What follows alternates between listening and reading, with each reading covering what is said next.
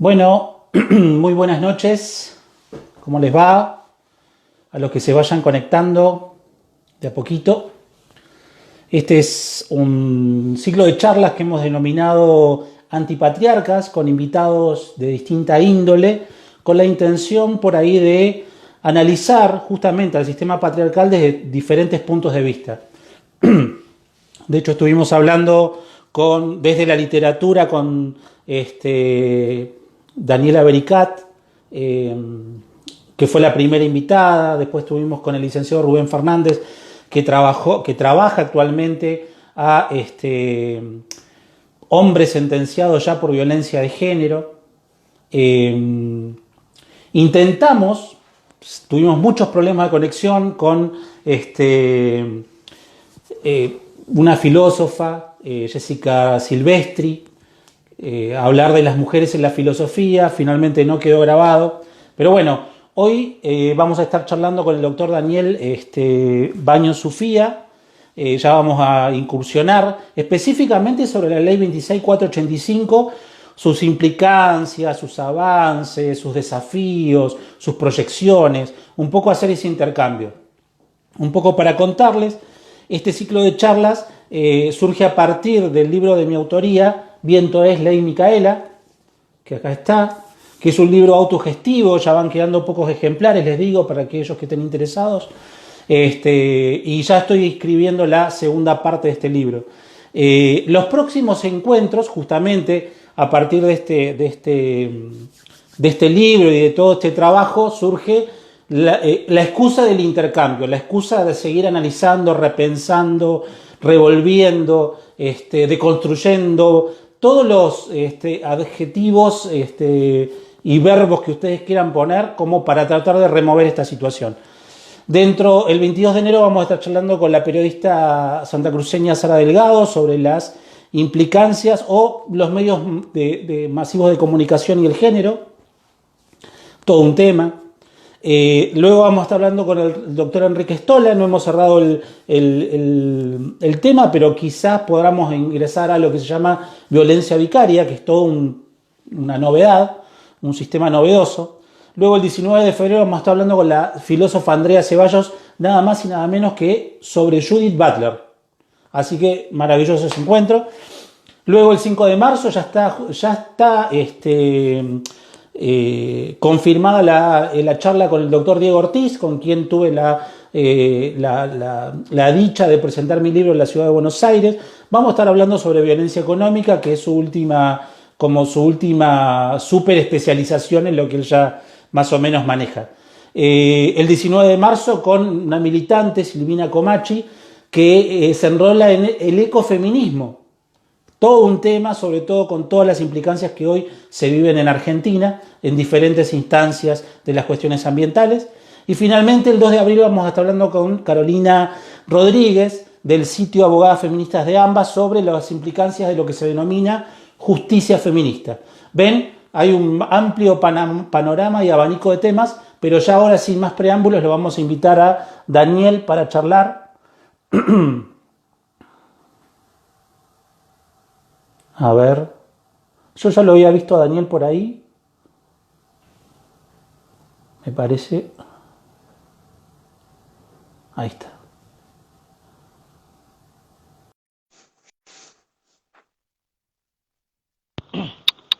Ahí estamos. ¿Cómo andas, Antonio? ¿Cómo andás, Daniel? Che, un gusto poder estar dialogando con vos, muy, muy agradecido y muy entusiasmado también, porque tenés así como una gran experiencia y unos grandes antecedentes, lo que tiene que ver con todo con el ejercicio profesional de la judicatura, básicamente, ¿no? Que es todo un tema. Bueno, ¿cómo estás vos? ¿Bien? Bien, bien, acá transitando un cumpleaños diferente, como habíamos hablado. Sí, Al final lo pospuse por el tema del COVID, así que claro. estamos tranquilos. No, ante todo, gracias a vos por la invitación, a la gente que se va sumando un sábado a esta hora en enero, realmente es realmente meritorio, así que muchas gracias Sí, tal cual, tal cual. a vos y a la gente que se suma. No, me parece que está muy bueno. Estuve siguiendo el cronograma de charlas que tienen programadas, me parece que están muy interesantes, realmente están muy buenas. Y puntualmente me parece que la diagramación está muy buena, incluso que se termine desembocando en una justicia feminista, no en una reforma de la justicia feminista, que tanto se está hablando ahora y tampoco se Claro, difunde. claro. Me parece que el tema que nos convoca va hacia un punto de eso, el tema de la ley 26485. Para los que no son abogados ni abogadas, a partir de la reforma constitucional del año 94, que estuvo muy en boga y fue muy conocida, más que nada por la cuestión de la reforma en cuanto a la reelección presidencial, digamos, Claro. o sea, siempre tuvo el eje puesto ahí, pero en realidad a lo que a nosotros nos convoca introdujo un cambio trascendental en la consideración de los derechos humanos. O sea, introduce una modificación en darle jerarquía constitucional a determinados instrumentos, digamos, jerarquía constitucional, insisto, pongo un paréntesis para las personas que no son profesionales del derecho, es darle una jerarquía superior a las leyes internas de un país. Son muy pocos los países que tienen jerarquía constitucional, los tratados de derechos humanos, y puntualmente en género. En Argentina, en el año 94, con una participación muy grande de mujeres en la reforma nacional constituyente, se le da esta impronta de incorporar al cuerpo constitucional a estos tratados, entre los cuales estaba la convención CEDAW, que es la Convención para la Eliminación de todas las formas de discriminación contra la mujer, que ya había sido incorporado a nuestro ordenamiento en el año 79. Digamos, fíjate Claro, vos que estamos hablando, claro. humildemente yo no había nacido, quiero decir, es como es muy vieja y realmente hoy lo tomamos como novedoso, algo que realmente da cuenta de muchos años. Esta reforma también a la par trajo la obligación al Congreso de dictar todo tipo de medidas de acción positiva para el abordaje y la protección de estos grupos vulnerables, entre los cuales están las mujeres, niños, niñas y adolescentes, y además las personas mayores. Este concepto, como te decía, me parece que es interesante pensar que no es novedoso. O sea, ya viene del preámbulo de la CEDAW, donde ya se hablaba de la obligación de los estados de erradicar todos estos tipos de estereotipos y de todos los tipos de patrones socioculturales que someten a la mujer. Digamos, Que es el centro, ¿no? Que es el meollo. exactamente, es como el gran meollo de esto. Sí, sí. En paralelo, perdón que me estoy muriendo de calor con estos auriculares. En paralelo, se dicta también en el año 94, fue un gran año realmente, Ajá. se dicta también la Convención de Belén do Pará, digamos, la Convención Interamericana para prevenir, sancionar y erradicar la violencia contra las mujeres. Digamos, y esto derivó posteriormente, a raíz de un fallo que condena a la Argentina en el 2007, derivó en la sanción de la 26485, que es lo que nos convocaba hoy. No obstante eso, me parece que es un punto a destacar, o me parece a mí, al menos, que es un punto a destacar, el tema de las velocidades legislativas que tenemos. Si bien es una legislación profundamente de avanzada, la 26485, que se vive reformando y actualizando e incorporando nuevas figuras, no obstante, vos fijate que estamos hablando de la ley 26485 que se dictó en el 2009, Exacto. y la reforma constitucional fue en el 94.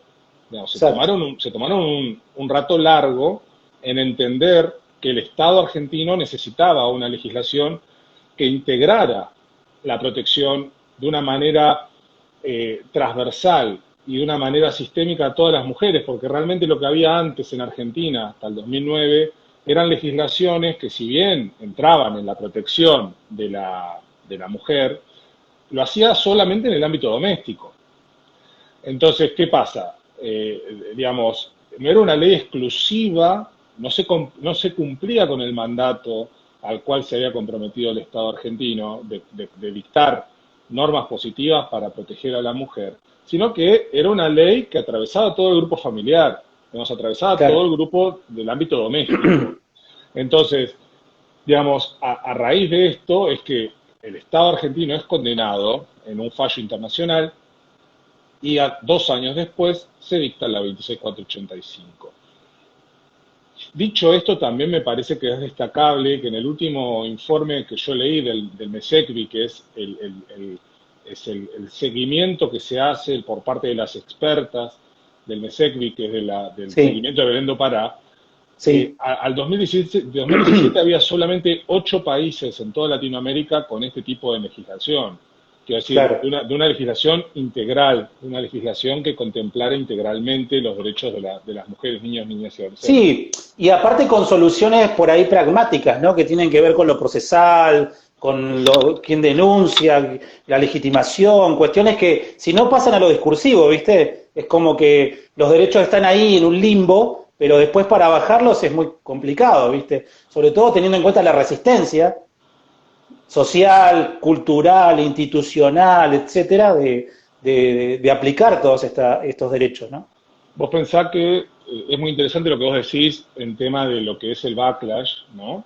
Digamos, de Ujú. los movimientos antiderechos, que me parece buenísimo también que lo nombrabas a Enrique Stola, me parece que va a ser muy interesante el tema de la violencia vicaria, que también está muy mezclado, digamos, está muy ensamblado con todas estas cuestiones de las corrientes antiderechos que por lo general atacan ferozmente, puntualmente a madres protectoras en casos de abuso sexual en la infancia, y todo este movimiento de contraderechos que se genera precisamente cuando hay un derecho que emerge, que es un derecho ganado en conquistas, digamos, en conquistas por luchas, principalmente de los feminismos, digamos, nosotros los varones estamos ahí mirando, pero la realidad, Exacto. el mérito y la conquista es de las mujeres que históricamente coparon las calles y en los últimos 20 años, por decirlo de una manera bruta, es impresionante lo que fue la conquista de derechos y en la última década ni hablar.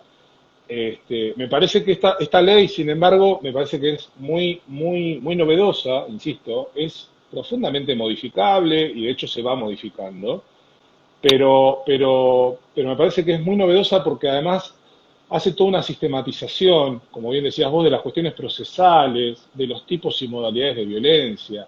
Cuando decimos de Ujú. los tipos, hablamos de física, psicológica, sexual, económica, simbólica, etcétera, y las modalidades están en el plano de lo que es la violencia doméstica, la violencia institucional, laboral, la libertad reproductiva, la obstétrica, digamos, hay todo un listado y se va actualizando, tanto es así que las últimas incorporaciones fueron la violencia, el acoso callejero, la violencia en el ámbito Sí. político, también está la violencia digital, digamos, es una ley que se va como ayornando, por suerte, a todo lo que es la corriente, digamos, de lo que es lo social, que es un fenómeno que lamentablemente va mutando y que nosotros tenemos la obligación de ir atrás de eso, en un sentido de que demos existencia legal y jurídica a lo que está sucediendo en la actualidad. Digamos, yo desde el momento que empecé a trabajar en la temática de violencia hace ya 15 años,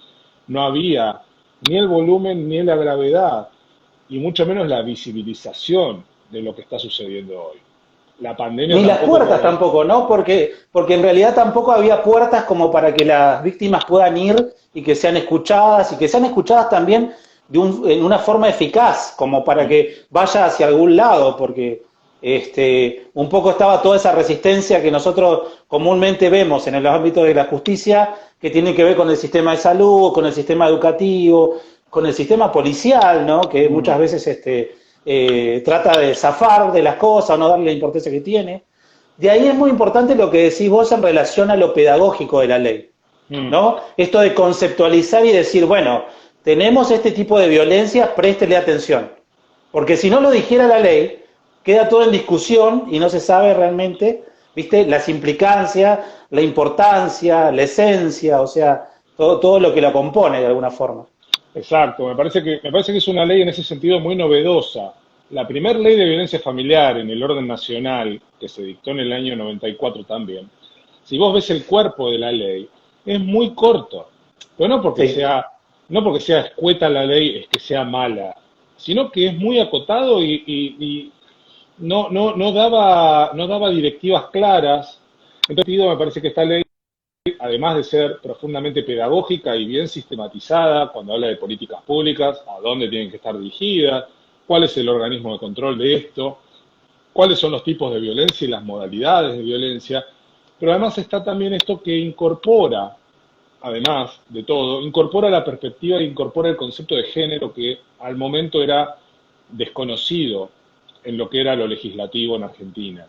O sea, al incorporar la visión de género, modifica para siempre todo. No podemos ya mirar hacia otro lado que no sea desde ese lugar.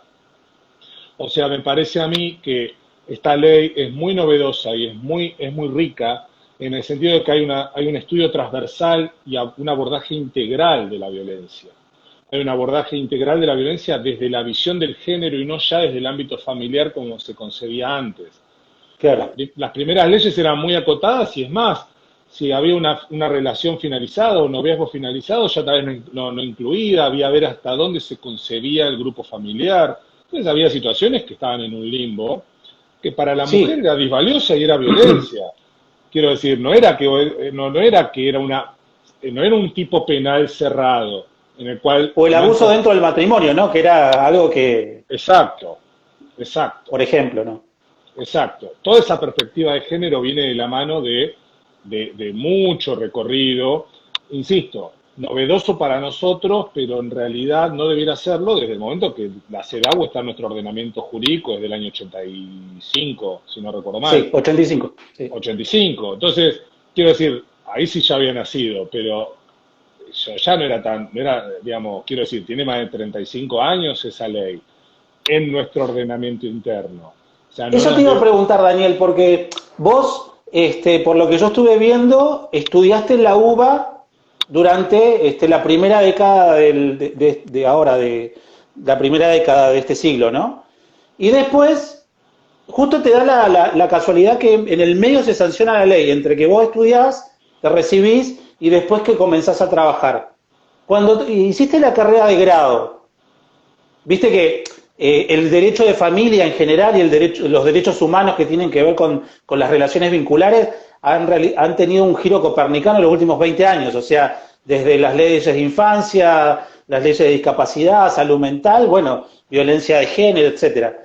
En tu carrera de grado, ¿tuviste algún tipo de formación en este sentido, algún tipo de transversalidad, algún tipo de información o datos al respecto? No, mirá, lamentablemente yo estudié en la UBA, realmente agradezco la educación pública y demás, y también creo que era una cuestión de la circunstancia en la cual uno estaba atravesado, ¿no? O sea, yo empecé con un paradigma y terminé la facultad, Claro. y recién empezaba de alguna manera a esbozarse algún tipo creo que cuando yo terminé la facultad recién se estaba dictando el decreto reglamentario en el año 2009, 2010.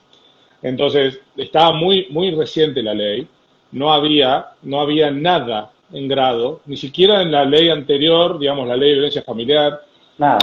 la carrera de grado en lo que era el ciclo profesional común, digamos, que era la travesa, para los que no estuvieron en la carrera de Derecho, es un bloque de materias comunes a todo tipo de orientación, y después está el ciclo profesional orientado, donde uno puede ver hacia dónde quiere dirigir su carrera, digamos. Si bien a mí siempre me gustó el derecho de familia y siempre lo estudié, mi carrera de grado, la facultad no me dio absolutamente ni una sola materia, no es que yo no quería ver, o sea, no había en la oferta, no había nada. Y las pocas cosas que se escuchaban era preferible no escuchar. Quiero decir, las pocas cosas que tangencialmente hablaban de violencia familiar era mejor no escucharlo.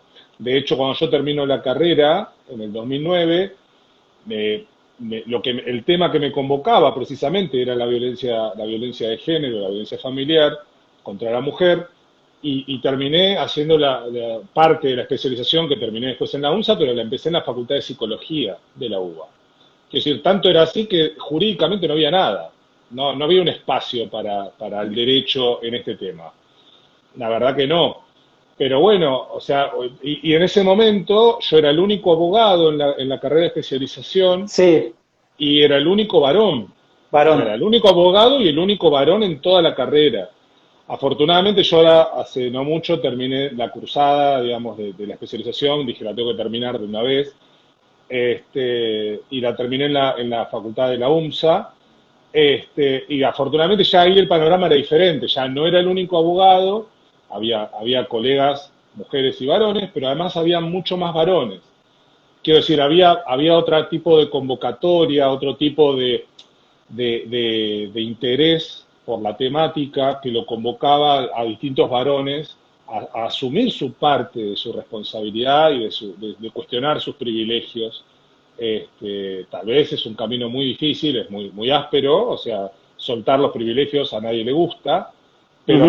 pero realmente es un camino que hay que emprender, digamos, si no es un bla bla que no termina, digamos, termina siendo solamente algo bonitamente discursivo y nada más. Pero en la facultad, nada.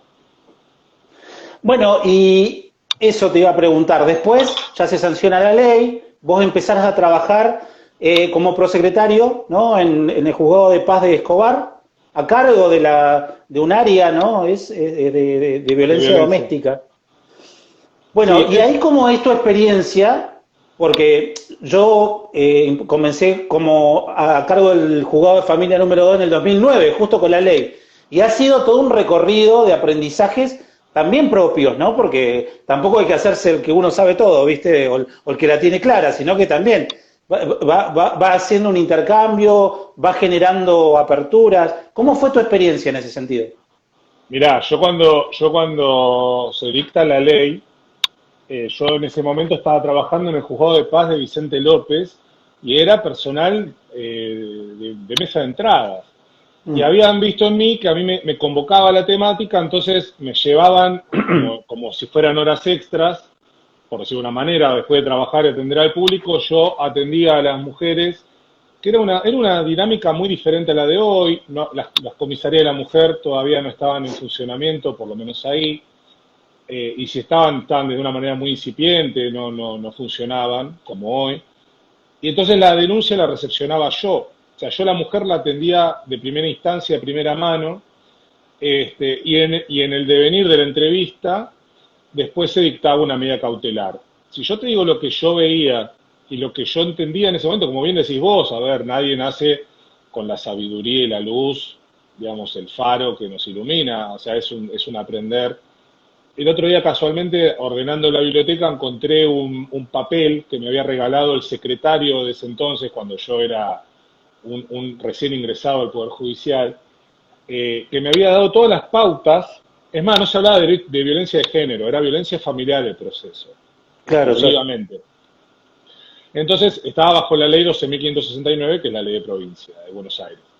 Y el tema era que era muy gracioso, entre comillas, que me hizo todo un listado de lo que debía pedirle a la mujer para el dictado de una medida cautelar. Era como un memo. Y yo lo veo hoy a 15 años ya casi de eso, y realmente si yo hiciera eso hoy sería denunciado y escrachado en todos lados Claro, porque claro. se pedían testigos, se pedía una caución juratoria o una caución real, digamos, que vos, la mujer, vos le hacías firmar a la mujer que se comprometía a pagar daños y perjuicios si lo que decía no era cierto. Estamos hablando de cosas que pasan en el ámbito, mayormente, lo que es el ámbito doméstico, pasan en cuatro paredes, sin testigos, es la palabra de la mujer la prueba fundante y fundamental, y sin embargo le estaban pidiendo testigos. Y realmente yo, o sea, en ese momento yo me hacía ruido, pero qué sé yo, o sea, era Claro, la claro. orden que me bajaba el juez y el secretario, y realmente no era muy democrático, si se quiere eso. Entonces, afortunadamente, ya 10 12 15 años después, ya la dinámica es diferente. Hoy por hoy, en el juzgado donde estoy, acá en Escobar, ya hace 5 años, ya con un cargo de funcionario a cargo del área de violencia, ya ahí es diferente, ya la perspectiva es otra, o sea, digamos, hacemos lo que podemos dentro de lo que se puede ver, interpretar una denuncia policial, que son mayormente bastante escuetas y mal tomadas, pero de lo poco que se le crea a la mujer y en base a eso se saca una medida cautelar y después de última se amplía y se la llama, se la convoca a la mujer a los fines de poder escucharla y ampliar, pero nunca como requisito para el dictado de una medida, sino al revés. Se dicta la medida porque la prioridad es la seguridad de esa mujer y después se ve qué es lo que necesita de más, pero nunca de Claro. menos. O sea, nunca de menos. Creo que eso es un paradigma que sí nos da esta ley 26485 en cuanto a la perspectiva de género en el proceso, que tenemos que tener en miras.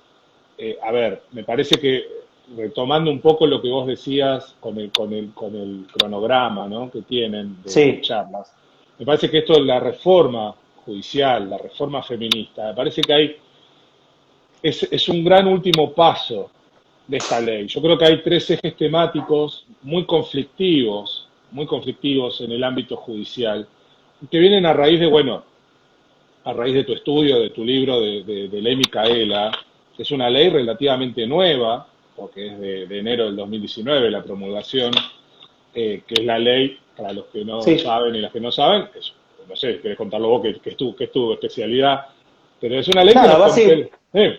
básicamente manda a los tres poderes del Estado a ponerse a estudiar, básicamente, sobre temática de género y violencia contra la mujer, o sea, a capacitarse. Un Esa, poco decir y recordar que esta ley nace como un reproche al Poder Judicial y específicamente a la parte penal del Poder Judicial porque surge a raíz de la situación del femicidio de Micaela García, en la que su femicida, Sebastián Wagner, es liberado antes de tiempo o no en el tiempo que se consideraba correcto, según los estudios de los diversos cuerpos periciales y demás. Entonces es a partir de ahí que se considera que evidentemente todavía estaba faltando de alguna manera que aquellos que tienen que decidir o que tienen que intervenir en sus diferentes instancias, llámense magistrados, secretarios, empleados judiciales, fiscales, defensores, etcétera, etcétera, etcétera, se pongan a leer lo que la ley dice, básicamente, ¿no? exacto. A ver, vos fíjate lo paradójico, ¿no? O sea, a mí en el ámbito judicial me pasa muy a menudo, cuando me dicen, bueno, la nueva ley de salud mental o la nueva ley de género, yo digo, ¿cuándo Sí, deja de ser nuevo claro. algo? Porque realmente no son nuevas. O sea, la ley de violencia de género, la 26485, es del 2009. O sea, ya dentro de un ratito, cuando nos queramos acordar, ya es mayor de edad. La ley de salud mental está en la misma situación. El nuevo Código Civil ya es del 2015. Entonces, ya tiene 7 años, ya, digamos, y seguimos con lo nuevo y bajo la excusa de lo nuevo. Muchos de los poderes están con el tema de, bueno, estamos como adaptándonos, como conociéndolo, y la realidad es que, a ver, yo siempre, que no se malinterprete esto, yo celebro que haya legislaciones y cuanto más se produzca legislativamente en la temática de género, mejor, porque es como ir tapando los huecos por donde se puede filtrar otras cosas que no están buenas. Pero para mí es una aberración que exista una ley como la ley Micaela en el sentido de que sea necesaria una Claro. ley para que un organismo del Estado o un agente del Estado o un funcionario del Estado estudie algo que debe saber desde la promulgación de esa ley, que pasó hace 12 años, y bajo los paradigmas de una convención internacional que Argentina incorporó en el año 85. Quiero decir, hay gente que ni Sí, siquiera empezó la carrera judicial cuando se dictó claro. esa ley. Pero vos fíjate que yo te lo he escuchado decir en una de las charlas que diste hace poco, creo que fue la que hablaron con Diego, con el doctor Ortiz, que básicamente lo que hay que tener conciencia acá es que el sistema hegemónico es el patriarcal, porque siempre hay una cuestión de resistencia, ¿viste? Si, siempre falta un poquito. Ahora, como estaba fijándonos en los comentarios, la ley Micaela manda a obligar, ¿no? Manda a que se obligue. Pero ahora hace 2 años que estamos en las diferentes jurisdicciones con el problema de que no se estaría aplicando como debiera aplicarse y estamos esperando, pero es lo que decís vos, por otro lado, ¿viste? Se dicta una norma que tiene que ver con la extracción de minerales o la exploración en el océano y no se dice, no, hay que hacerlo progresivamente, tenemos que mirarlo, se aplica de una, ¿viste? No, no hay mucha vuelta ahí. Mira, yo te digo, una profesora y amiga mía, Liliana Carrasco, una vez decía, cuando empezó la pandemia, que había una sistematización de datos por suerte, buenísimo, el tema del COVID, en el cual vos sabías país por país, minuto a minuto, hora a hora, cuántos infectados había, cuántos muertos, cuántos dados de Claro. alta, perfecto. Vos fíjate que en lo que es género, nosotros tenemos un estimativo de femicidios anuales, tenemos un estimativo de causas, porque hay todo un submundo realmente invisibilizado, que también da cuenta de que tampoco está en la agenda pública de una manera Ujú. tan brutal como decís vos, por ejemplo, una ley de hidrocarburos, donde entra el Congreso, se ponen los fondos, funciona todo, y realmente la ley cuando debe ser algo contemplativo de perspectiva de género, de política pública, ahí ya empiezan, bueno, pero hay que ver. Tenemos que recordar que tuvimos muchos años con un presupuesto de 11 pesos por mujer. Quiero Claro. decir, estuvimos muchos años con presupuestos de entre 7 y 11 pesos por mujer para política pública. Yo no sé muy bien hoy qué se hacen con 7 pesos. La verdad que los chinos me dan caramelos cuando me deben, digamos, como nos dicen, te doy el vuelto, te doy caramelo. Quiero decir, ese presupuesto fue ejecutado muchos años. Entonces ahí te das cuenta que realmente la política pública debe ponerse en agenda y la ley Micaela es algo que es muy bueno, es muy positivo, la aplicación de esta ley, pero realmente la ejecución de la ley tampoco debe ser en cuanto y en tanto sea un curso que se dicte por internet, que sea un verdadero falso, que tenga dos, tres Claro. textos, que sea un aprobar y ya está y pasó. La realidad es que más que nada, incluso en el Poder Judicial, donde nosotros como operadores judiciales o funcionarios judiciales tenemos el deber no solo de estar debidamente capacitados, sino que la injerencia de nuestras acciones impacta de una manera brutal en la vida de una persona. Quiero decir, no podemos librar un certificado de ya aprobó, que ni siquiera existe hoy en el Poder Judicial, a mí no me llegó absolutamente nada. Hay cursitos y demás que son muy lindos, hay algunas que están cosas que están muy buenas, pero realmente no hay un plan que vos decís, bueno, desde hoy empieza el curso de ley Micaela que dura 4 meses, e insisto, 4 meses también es poco. Estamos hablando de que a mi criterio debe irse por la especificidad de esto. Una persona que tiene a cargo un juzgado de familia, donde atiende asuntos de familia, la especialización se impone. No es una cuestión que te gusta más o te gusta menos. Si no, tenés que ir a otro tipo de juzgado, que también tenés que tener perspectiva de género. No vas a tener el impacto, ¿sí? En cuanto a tu decisión, si decidís sobre una quiebra, no vas a tener el mismo impacto que si decidís en un divorcio, en un régimen de comunicación o en una restitución de niño o niña. Quiero decir, me parece que ahí se juegan cosas que no alcanzan con un curso, por más que sea de 4 meses, que no lo son, pero si fuera de cuatro, no alcanza. Digamos, hay que subvertir todo un sistema patriarcal en el cual Sí, sí. hay jueces y juezas que están hace 40 años, otros que no tanto, pero que vienen con la cabeza de hace 40 años, y eso no se subvierte por un curso de 4 meses. Tampoco se subvierte con un curso de un año. Para mí debe ser una capacitación y una profundización permanente y periódica, que tenga una periodicidad en la cual se pueda verificar también como una suerte de monitoreo cómo fueron las decisiones en determinados casos, porque si no entramos en una rueda de revictimización y después lamentamos los femicidios evitables, vos decís, pero ¿cómo? Mirá, denunció 40 veces. Bueno, lo que pasó con Micaela, lo que pasó Claro. con Úrsula.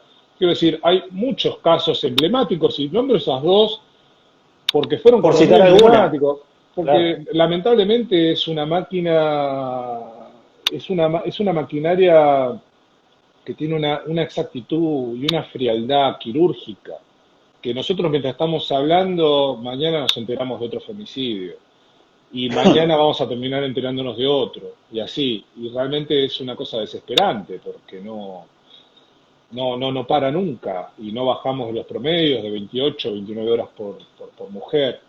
Exacto. Me parece a ver, hablando de lo que decía el flyer de los avances y los desafíos, ¿no? Me parece que uno de los desafíos más grandes que tiene la ley 26485, es en esta intersección con la ley Micaela, y no es que sea reiterativo, pero parece que principalmente es en el ámbito del Poder Judicial donde se deben desarrollar estas transformaciones.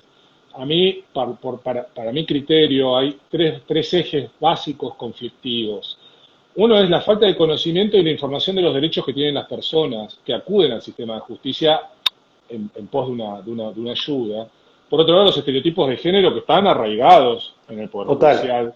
Y por otro lado, la falta de perspectiva de género y la falta de capacitación específica que tienen tanto los operadores judiciales como los operadores policiales, que son las dos grandes vías que va la mujer que ingresa en esta ruta crítica.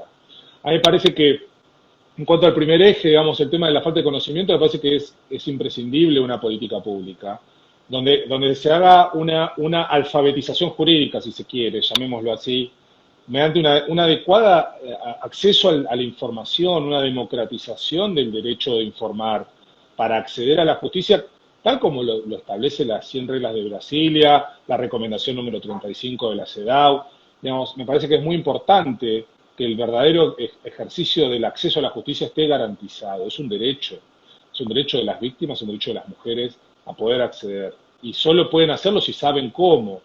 En este sentido me parece que también es importante, y en algún momento calculo que lo hablarás también con el querido Diego, el tema del acompañante, la figura del acompañante, que está establecida en el artículo 25 de esta ley, 26485, que es la asistencia protectoria que puede tener una víctima en cualquier momento del proceso, que pueda acompañarla, que no es necesario que sea una persona instruida, capacitada jurídicamente, sino que es absolutamente, puede ser una vecina, puede ser una persona de confianza, una prima, un primo, un hermano, cualquier persona que pueda sostener emocionalmente a esa persona que va a hacer una denuncia y que a la par pueda tal vez internalizar cosas mejor que la persona que está yendo a denunciar, que está arrasada emocionalmente y psíquicamente por el drama que está pasando. Me parece que en cuanto a la ley Micaela, esto es trascendental para borrar estos estereotipos de género en la justicia también. Yo sabes que quiero agregar ahí, aparte de la figura del acompañante, de la experiencia práctica, no sé cuál ha sido la tuya, pero hay dos puntos más que no se suelen utilizar. Están establecidos en la ley 26485, pero no se los palpa, no se los ve. Una es la obligatoriedad de los funcionarios o empleados públicos a hacer la denuncia, ¿viste? Nosotros tenemos prácticamente nada. Tenemos, aun cuando está la reserva de identidad y todo, debemos tener, no sé, por decirte mucho, un 5% de la totalidad de las denuncias en todos estos años realizadas por un docente, o por un enfermero, o por un médico, o por alguien que se entera del ámbito. ¿Y vos me vas a decir que nadie se entera? O sea, que nadie participa, que nadie de alguna forma se da cuenta, que nadie sospecha. Eso es un punto, por un lado. Porque ahí está lo de la cuestión hegemónica, ¿no? Esta bandera del feminismo que dice que lo personal es político, me parece que todavía no está de alguna forma arraigado en el ámbito de lo sociocultural. Y el otro punto es el tema del derecho que tiene la víctima a reclamar daños y perjuicios en el mismo trámite. Yo no tengo ningún pedido de daños y perjuicios en los 12 años que tengo como juez que paralelamente se sienta, aun cuando se le hace saber, que se sienta la necesidad de decir, bueno, la verdad que yo, con todo lo que he pasado, al menos debería tener algún tipo de resarcimiento mínimo de tal o cual cosa, y no hay manera de que eso sea carne de alguna manera como un derecho, ¿no? Sí, bueno, me parece que ahí es un re tema, porque por un lado, bueno, el tema de las denuncias por parte de funcionarios o funcionarias públicas, nosotros manejamos un volumen de denuncias muy grande, entonces tal vez tengo más cantidad de casos, pero como bien decís vos, si lo veo en la totalidad, la incidencia es mínima. Tengo colegios que denuncian, algún centro de salud, pero si uno ve la película entera, por decirlo de una manera, vos decís, pero pará, esta familia viene arrasada, y esta familia fue a la salita. Esta mujer fue a la salita, esta mujer llevó al nene al médico, y tenía una, no sé, una fisura, o esa mujer fue al ginecólogo y el ginecólogo la vio golpeada o angustiada. Pero también hay una cuestión, o sea, hay veces que la falta de perspectiva de género y la falta de capacitación nos lleva al grueso error de decir, bueno, no le vi ningún moretón. Bueno, pero la mujer vino quebrada emocionalmente a hacerse una, no sé, una mamografía. Vos decís, bueno, es parte también de pensar, de indagar, de decir, bueno, ¿qué le está pasando? O sea, empezar a involucrarse, esto de todo lo personal es político, tiene un asidero, en el sentido de que si vos no le ves un golpe, si vos ves que un nene está nervioso, bueno, empatizá, hace una escucha empática, no una escucha estadística. Porque de la escucha estadística, de una escucha no activa, no empática, se le pasan los elefantes por adelante. Y creo que, como bien decís vos, hay un montón de casuística que no llega a los tribunales, porque precisamente hay dos grandes vectores para mí. Uno es el no conocimiento y el otro es el falso, como viste, cuando se habla Vox Populi, ¿no? Que dicen, no, no te metas, porque después es un Claro. quilombo, por decirlo académicamente, ¿no? O Sí, sea, sí, es sí. un quilombo y al final, después yo me quedo pegado en el medio, y la reserva de identidad, y que no, y que van a saber que fui yo. Entonces, ¿qué pasa? Hay una mitificación de una situación que no es así, porque realmente las carátulas no llevan el nombre del denunciante cuando es una institución, ya sea de una institución educativa, de salud o la que fuera, asistencial. Y la realidad es que esa intervención adecuada puede prevenir determinadas situaciones disvaliosas que pueden ser fatales. O sea, a mí no me gusta nombrar a las víctimas, por lo general, cuando son niños, niñas, pero el caso último que sucedió, que fue de público Sí, sí. conocimiento de este Tal niño, cual. o sea, hubo toda una, o sea, no es que el juez falló o la jueza falló en esa intervención. Es probable que sí, pero hay toda una cadena social de no contención. No hubo familia, no hubo vecinos, no hubo colegio, no hubo salita, no hubo nada en todo ese devenir de ese niño. No hubo una involucración social que permitiese salvarle la vida. Creo que ahí está la pauta de por qué tal vez vos tenés un 5% y yo tal vez tengo un 6%, no sé, Claro. pero no hay una, o sea, las denuncias que llegan al juzgado donde yo trabajo son fulanito contra menganita, menganito contra fulanita, o sea, no hay instituciones denunciantes, son muy pocas, realmente. Y por el otro lado, me parece que el tema de los derechos de daños, me parece que es un tema que también es muy interesante de explorar. ¿Por qué? Porque hay una cuestión de esto de la alfabetización jurídica que yo te digo. Me parece que hay una desinformación y bien decís, a pesar de que uno se lo dice. Nosotros hace Sí. poco tuvimos una causa que yo, por decir de una manera, subliminalmente, en la medida cautelar, le puse que sin perjuicio, porque le fijamos una multa a una letrada por haber presentado prueba realmente muy injuriante Ah, contra la víctima, injuriante en el sentido de que eran fotos íntimas y en ujú, cantidad copiosa, eran como claro. 150 fotos íntimas de la mujer. Y entonces en la medida cautelar, además de sumarle a la víctima, en favor de la víctima, fijarle esa multa a la letrada del denunciado, le pusimos sin perjuicio de los daños y perjuicios que le pudiera corresponder, como diciendo, podés reclamarlo. Y no, nosotros no podemos impulsar un proceso, no podemos asesorar, No, claro. pero sin embargo, lo nuestro fue como, sin perjuicio de, fijo la multa. Y no lo ejecutó la mujer ese derecho. A veces hay Ujú. parte de desconocimiento, parte de, bueno, no es tan así, no hubo tanto daño, ¿cuál es el daño? Entonces, me parece que en ese sentido la alfabetización jurídica y un cuerpo de letrados y letradas específicos de la materia, que están estipulados en la ley, ese cuerpo de abogados y abogadas debe existir, es necesario precisamente para estas situaciones, en la cual necesitan de una asistencia letrada para poder velar por sus derechos y realmente no lo tienen.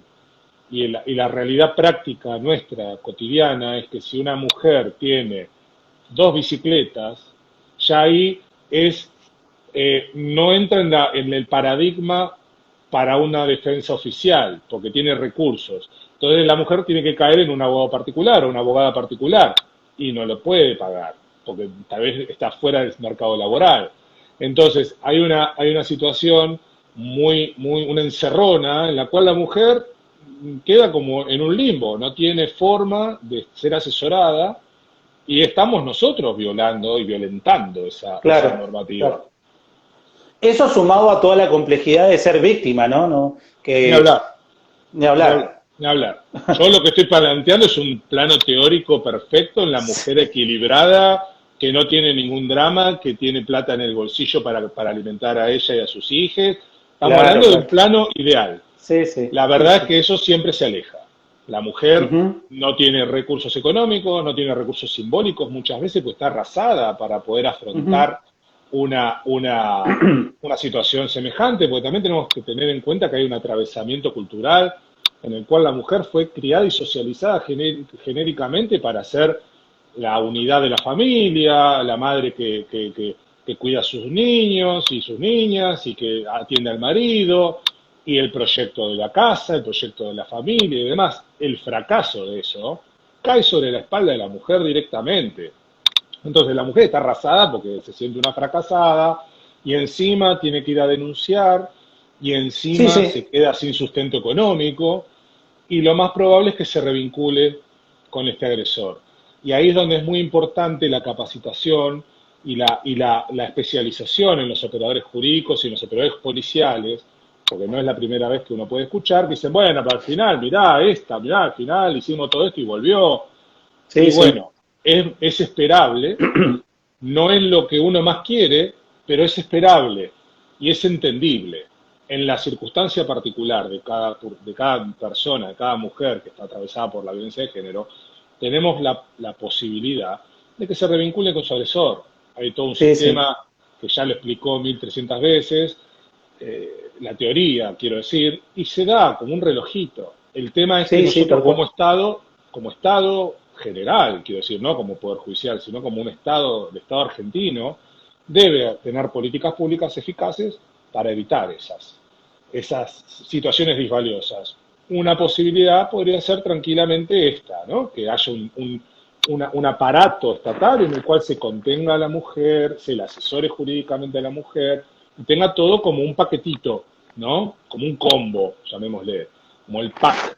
Consiste en contención psicológica, legal, asistencial, si se quiere, o sea, toda una cuestión de un abordaje, como marca la norma, integral. Me parece a mí. En tema de la reforma feminista, de la reforma judicial feminista, me parece que esto es una deuda, creo que nosotros tenemos como Poder Judicial, que acaso debiéramos pensarnos y repensarnos cuáles son nuestros cimientos, así como yo recordaba hoy con vos mis cimientos de Sí. las instrucciones que me daban, ¿no? De decir, bueno, es un poder judicial, es un poder estatal, no es la justicia. Eso también me parece que es importante. La justicia es otra cosa. La justicia es una virtud de los griegos, algo que se aleja totalmente de lo que es un poder del Estado. El Sí, poder una judicial, idealización, digamos. claro, el poder judicial a veces puede ser justo, muchas veces no. Entonces, alejemos el concepto de justicia del poder judicial y desde el Poder Judicial me parece que tenemos que hacer una fuerte autocrítica desde dónde están nuestros cimientos, que es un poder fundado muy fuerte en un clasismo muy fuerte, mucho una injerencia de la iglesia, digamos, Sí, del sí. patriarcado en el estado puro, realmente. Y Sí, creo sí, que sí. sobre eso es lo que tenemos que empezar a replantearnos, una justicia más equitativa, más democrática en el ingreso a las personas que deban ingresar, pero que ese ingreso democrático esté acompañado de un compromiso con los derechos humanos, con la perspectiva de género, que sea un requisito excluyente. Ya estamos transitando la cuarta parte del siglo XXI. Ya no hay lugar para seguir teniendo dentro de los organismos públicos y específicamente del Poder Judicial, donde nosotros, como te decía antes, tenemos un impacto directo en la vida de esta gente. No hay espacio para personas que no tengan perspectiva de género. Ya no, ya está. Claro, Estamos seguro que no. un cuarto del siglo XXI adentro, ya se nos acabaron las excusas. Me parece Yo que te hay que quiero cambiar hacer el paradigma. a ver cuál es tu apreciación ya para ir redondeando, porque es un tema que yo se lo pregunto a todos porque para mí es un desafío de la ley, y no solamente de la ley, sino los que interpretan la ley. Porque vos bien sabés que se ha avanzado mucho en lo que tiene que ver con la prevención, con la sanción, más allá de todo esto que hemos estado hablando, en el ámbito de la violencia doméstica. Me parece que todos los demás subtipos, modalidades, formatos, llámese como se llamen, es un campo verde aún. O sea, esto de sancionar, de prevenir, sancionar y erradicar en algún otro tipo de violencias, se me hace todavía muy complejo de bajarlo a tierra, es decir, cómo prevenir, no sé, en violencia mediática, en violencia obstétrica, en acoso callejero, en violencia política. O sea, me parece que ahí todavía hay un campo de debate para los juristas, para todos los que estamos en el ámbito, los que están en el ámbito académico, los que estamos en el ámbito práctico, de ver cómo funcionaría eso. ¿Vos qué apreciación tenés de eso? Mira, yo creo que a veces también los nombres que se le dan a la normativa son rimbombantes, ¿no? O sea, yo ya con prevenir y sancionar estaría contento. Ya el erradicar, Erradicar. claro, es faraónico. Sí, Y sí, creo sí. que en lo faraónico a veces nos distraemos. Yo creo que el trabajo cotidiano, yo no sé si apuntamos a erradicar la violencia en sus más diversas modalidades y tipos, ¿no?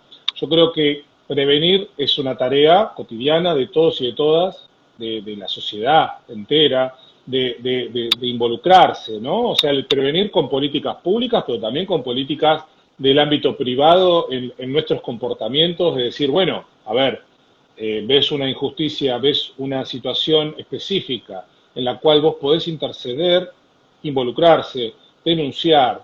Hay millones de aplicaciones, hay millones de formas hoy en día en la cual uno Sí. si quiere pasa una denuncia anónima, digamos, o con con un resguardo de la identidad, para decir de una manera más apropiada.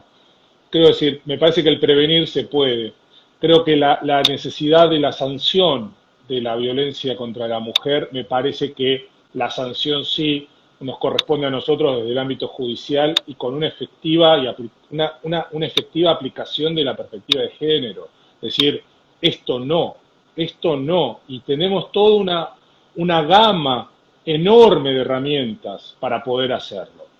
Está la determinación política y determinación personal, ideológica, si se quiere, para poder avanzar en eso. Hay un fallo, que ahora no recuerdo bien el nombre, pero si querés te lo paso después, que el juez hizo un carnaval de medidas sancionatorias. Ninguna era muy gravosa para la persona, no es que lo metió preso, ni lo electrocutó, nada. Le hizo hacer una serie de acciones positivas para concientizarlo al propio agresor, de decir, bueno, a ver, esto no, esto no, esto no, y me parece que en ese camino tenemos que ir. La erradicación me parece utópica, me parece que es distractiva de un objetivo que, a ver, es como mirar el horizonte, es muy bonito, tal como lo planteaba Galeano, seguir Galeano. caminando.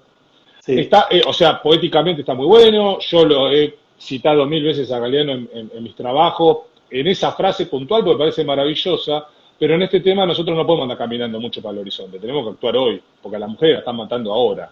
Entonces, me parece que, o sea, una decisión adoptada con una ideología no acorde a la situación que se está planteando, la utopía llega tarde. Entonces, me parece que el hoy es donde tenemos que trabajar. Entonces, me parece que hay toda una gama, y como bien decís, el acoso callejero es muy diferente. Hoy por hoy decís, ¿cómo? ¿Qué sé yo? ¿No? Alguien le dijo algo a una mujer, Claro. ¿está mal? ¿Es reprochable? Sí. ¿Puede identificarlo? No. No. A mí, jurídicamente, no se me ocurre qué medida imponer a una persona, así pues no sé ni quién es, ¿Qué le hago? Una restricción perimetral a un NN que no sé ni dónde vive, no sé quién es, no lo vio nunca más. Quiero decir, me parece que sí debe haber una cuestión de educación, una prevención primaria, tiene que haber una inversión también en lo que son los grupos. Me parece que eso es un tema muy importante. Los grupos de masculinidades, los grupos de atención a mujeres y puntualmente los grupos de masculinidades, que están absolutamente minimizados y están tercerizados en gente que se compromete, tal vez, pero no hay una bajada de línea oficial con un sustento económico, vale decir, porque no es que nadie haga nada por amor al arte, ¿no? Me parece Yo que ahí quiero agregar también ahí hay una cuestión. algo que estábamos hablando del acoso callejero y las limitaciones que tenemos dentro del Poder Judicial. Pero vos sabés que dentro del libro yo cito a un arquitecto de La Plata, que evidentemente tuvo sensibilidad de género, no sé si escuchaste esa noticia, que colocó en su obra, porque viste que en las obras los muchachos empiezan a decir de todo, silban, gritan, dicen barbaridades, y puso un cartel que dice, en esta obra no acosamos a las mujeres.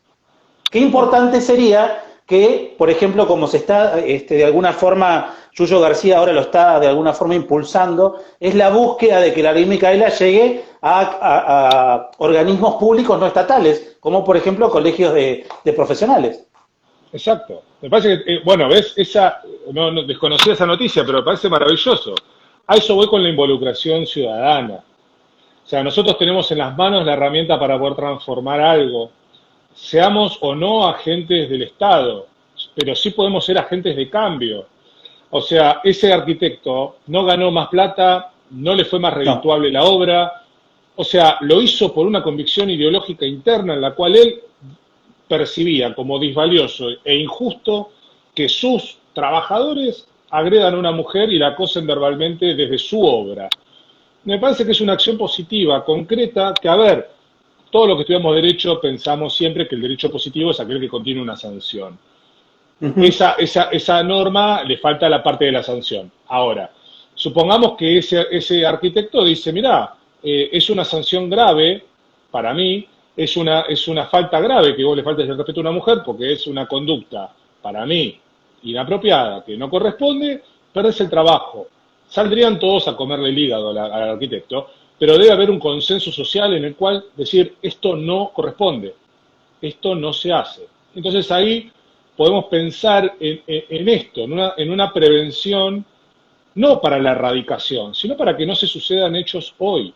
Después veremos si se puede erradicar en algún momento, qué sé yo, tal vez cuando venga el meteorito se erradique la humanidad. Me parece que la violencia de género no la vamos a erradicar salvo que por un meteorito, me parece a mí. El tema es que lo que tenemos hoy es, bueno, trabajemos con esto. ¿Cómo podemos minimizar al mínimo indispensable, que vos decís, hasta este mínimo, situaciones que son evitables? Eso es lo que hay que trabajar, me parece. Evitar lo evitable. Lo inevitable a veces a mí me genera mucho dolor. Hay situaciones en las cuales con medida cautelar, con custodia activa y demás, en Sí, Escobar hubo una situación en la cual la mujer tenía custodia, tenía medida cautelar vigente, tenía un montón, y el hombre fue a la vista de todo el pueblo, le sacó un arma, se mató él, la mató a ella, quiero no, un decir, desastre. es un horror. Era evitable, una persona en esa situación busca la vuelta y lo hace. Ahora, el tema es, lo que podemos evitar, evitémoslo. Esa creo que es la clave. Después, si podemos Bien, erradicar, bienvenido. Daniel, como para ir cerrando, ¿querés contarnos un poco de qué trata el Observatorio de Sentencias de Casos de Violencia de Género de la Asociación Pablo Besón? Sí, es un espacio que se creó en el año 2019 con el amigo Diego Ortiz, la idea de Diego, de hacer precisamente esto, que no tenemos los abogados y abogades, no tenemos nunca un espacio propio para debatirnos y para repensarnos en esta temática, porque siempre estamos medio como colados en alguna cuestión social, trabajo social o psicología, y acá es un espacio específico para esto, para pensarnos, para poder debatir jurisprudencia con perspectiva de género y a la par esto del compartir estas jurisprudencias valiosas, algunas no. Las que son sin perspectiva de género las ponemos en tensión también, para poder también mejorar nuestras prácticas, ya sea en el ámbito judicial desde adentro, como en la práctica profesional de los letrados y letradas del otro lado del mostrador, por decirlo de una manera. Pero es un espacio que se fue conformando y que la virtualidad, por suerte, también este tema pandémico nos permitió ampliar de una manera más exponencial la cantidad de gente. De hecho, el último encuentro que hicimos en el año fue con jueces y juezas de diversas provincias que participaron, que fue riquísimo el encuentro, porque la cuestión federal nos da como miradas Claro. distintas y prácticas distintas. A ver, por ejemplo, como haces vos en tu jurisdicción, tal vez no es como hago yo en la mía, pero el No. intercambio decís, pero mirá, esto está bueno lo que hace y ni se me había ocurrido. Entonces me parece que está muy bueno. Me parece que es un espacio que era necesario para todos y todas. Así que esperemos que siga creciendo.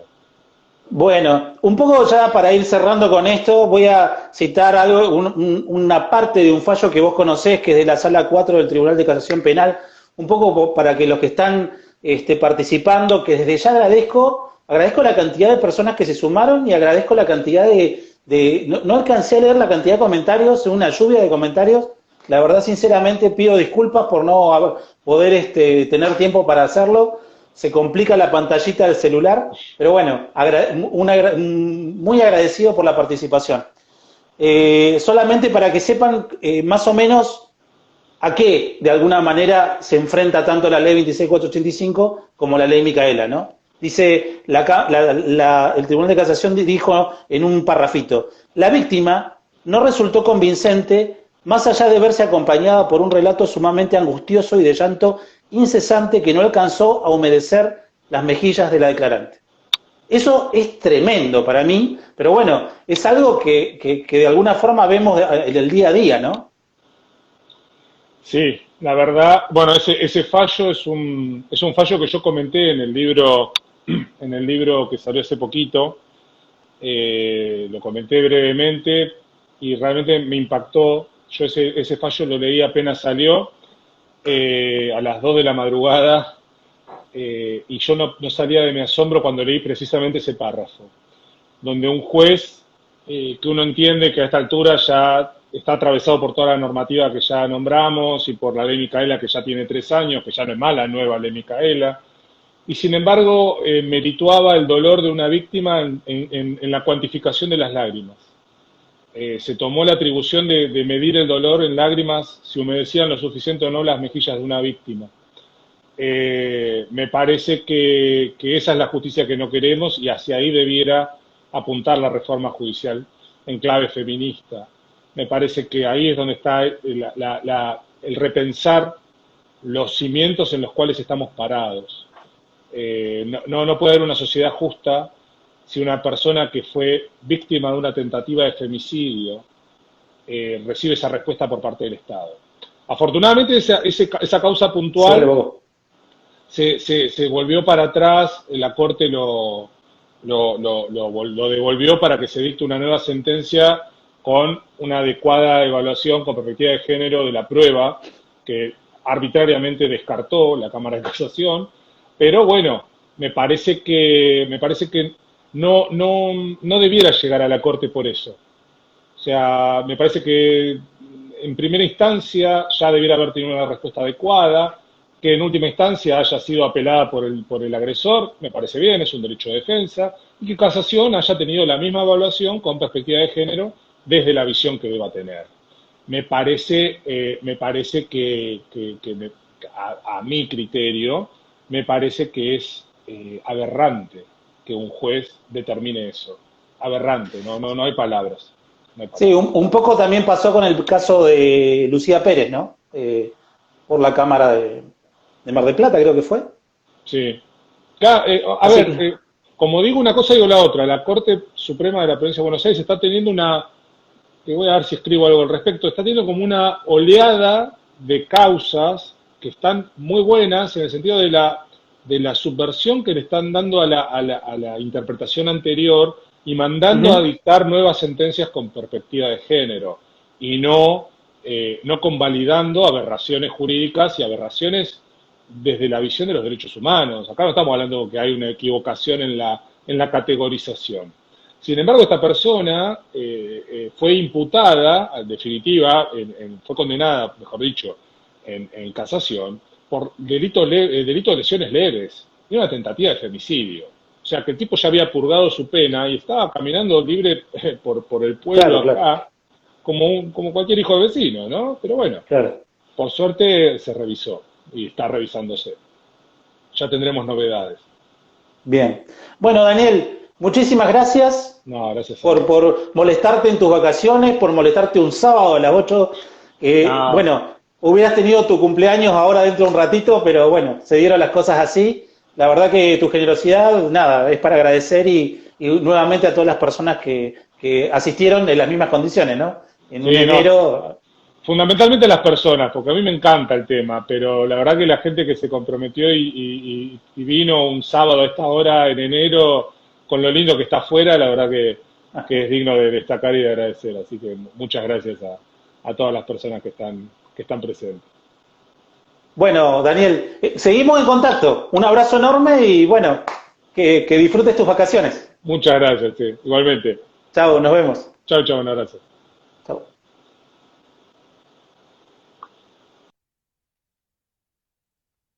Muy bien. Bueno, muchísimas gracias a todas las que participaron. Pido disculpas nuevamente por no haber podido, mientras estábamos charlando y dialogando, haber leído sus comentarios. Vi de todo un poco. Para quien continúe con ganas de seguir de alguna forma analizando y desmenuzando el sistema patriarcal, el 22 de enero vamos a continuar hablando con la periodista Sara Delgado, de acá de Río Gallegos, de la provincia de Santa Cruz, sobre el tema de medio de comunicación y género, aparte de ser una militante feminista y de integrar el grupo feminista Araucarias. Este ciclo va a continuar con distintas temáticas, lo dije al principio, así que bueno, buenas noches, muchas gracias y seguimos en contacto en este ciclo de charlas que se llama Antipatriarcas. Hasta la próxima.